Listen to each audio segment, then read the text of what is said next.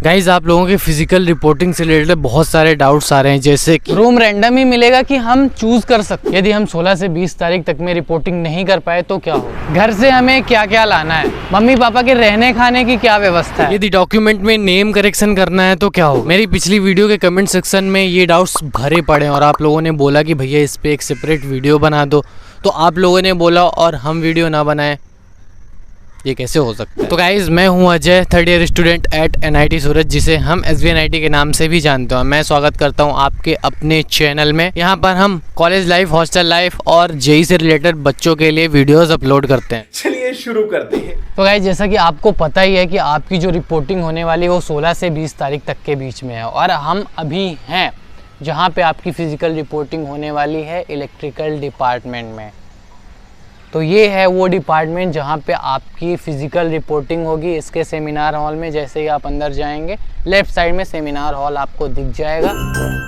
जैसा कि पिछले साल बच्चे आए थे, जो बैच 2022 का था, उसमें जब बच्चे हॉस्टल पहुँचे थे तो जब हॉस्टल में डॉक्यूमेंट वो सबमिट कर रहे थे उसी समय उनको रूम अलॉट कर दिया गया था। जो आपको लेना उस हिसाब से वो अलॉट कर रहे थे कि आपको मान लीजिए 4th फ्लोर में लेना है, ये रूम लेना है, तो वो कर रहे थे। और यदि मान लो आपको पहले से पता है कि ये रूममेट मेरा बनना चाहता है या मैं उसको रूममेट बनाऊंगा, तो वो उसी समय एट द मोमेंट आप बना सकते थे। लेकिन यदि मान लीजिए आपका रूममेट एक दिन बाद आ रहा है या कुछ देर बाद आ रहा है, तो फिर वो रैंडम हो जाता है, वो फिर अपने हिसाब से ही अलॉट कर देते। तो मोस्ट प्रोबेबली इस साल भी यही पैटर्न फॉलो होगा, क्योंकि ज़्यादा चेंज क्या ही करेंगे इसमें।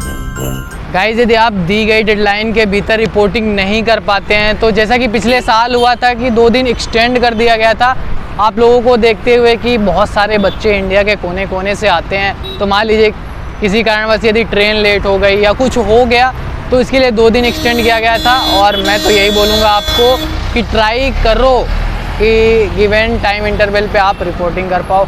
यहाँ पे फिर जब टाइम निकल जाता है तो ये एडमिन है, एडमिन से तो हम कुछ कर नहीं सकते, इसलिए सेफ्टी यही है कि टाइम जो दिया गया टाइम है उसमें आप रिपोर्टिंग कर दो। तो गाइस जब हम स्टार्टिंग में आते हैं कॉलेज, तो हमें बहुत सारे डाउट्स रहते हैं कि यार हमें घर से क्या क्या लाने हैं।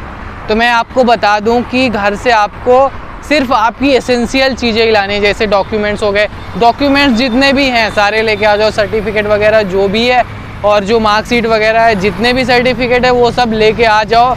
और इसेंशियल में क्या ला सकते हो, अपने कपड़े ला सकते हो अपने पहनने के लिए। बाकी यहाँ मॉल्स वगैरह तो हैं ही, खरीद सकते हो, बट जो मेन चीज़ें हैं, मेन कपड़े हैं, वो लेके आ जाओ। कुछ बच्चों का डाउट रहता है कि भैया क्या हमें बुक्स लानी है, बुक्स खरीदनी है कोर्स से रिलेटेड। तो मैं ये बोलूँगा कि बुक्स खरीदनी नहीं है, बुक्स मत खरीदना, यहाँ पे लाइब्रेरी में मिल जाएगा। और यदि मान लो आपके पास सेल्फ हेल्प की बुक हैं, जैसे कोई नॉवेल्स वगैरह हो गया, कोई मोटिवेशन से रिलेटेड या कुछ डेवलपमेंट से रिलेटेड, सेल्फ डेवलपमेंट से रिलेटेड बुक्स हैं, तो वो ला सकते हो अपने पढ़ने के। अतुल भाई जब तुम कॉलेज आए थे तो घर से क्या क्या चीज़ें लेके आए थे? मैं कुछ नोट्स लेके आया था अपने 11th-12th की, और कुछ न्यू कॉपीज़ लेके आया था, क्योंकि मुझे ये नहीं पता था कि कॉलेज में लाइब्रेरी है या बुक्स की दुकानें हैं कि कितना दूर है, ये चीज़ें हमको नहीं पता थी।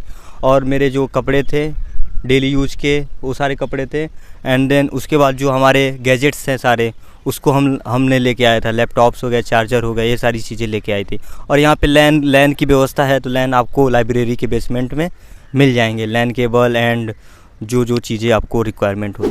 जैसे ही आप यहाँ पहुँचोगे तो सबसे जो मेन होता है कि सोएंगे किस में। बेड तो आपको मिल जाएंगे, तो गद्दे आपको यहीं पे SBNIT के पास ही मिल जाएंगे। जब हम लोग आए थे तो एक लारी वाला आया था, वो बहुत सारे गद्दे लाया था, तकिया भी लाया था, तो वहाँ पे मोस्ट प्रोबेबली इस बार भी आएगा तो मिल जाएंगे।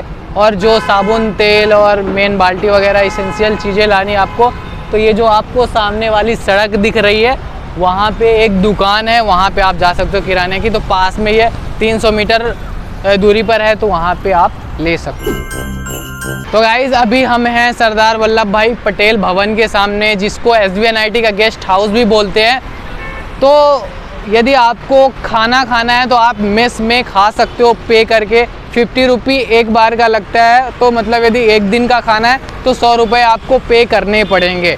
और रहने के लिए मैं आपको पूछ के बताता हूँ। वैसे यदि आप यहाँ पे रह रहे हो तो आपको रहने और खाने का साथ में मिल जाएगा। गाइस यदि आपके मम्मी पापा भी आपके साथ आ रहे हैं तो आप लोग सोच रहे हैं, बहुत सारे बच्चों का डाउट है कि आखिर हम रहेंगे कहाँ, मम्मी पापा क्या हॉस्टल में रह सकते हैं?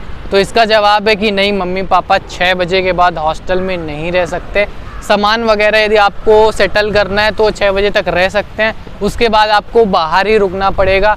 तो उसके लिए वैसे गेस्ट हाउस रहता है हमारे SBNIT का, लेकिन अभी हम लोग पूछ के आए हैं कि रूम वगैरह कैसे खाली हैं कि नहीं है। तो उन्होंने बताया कि अभी एक इवेंट होने वाला है तो रूम सारे बुकड हो चुके हैं, तो आपको बाहर ही लेना पड़ेगा।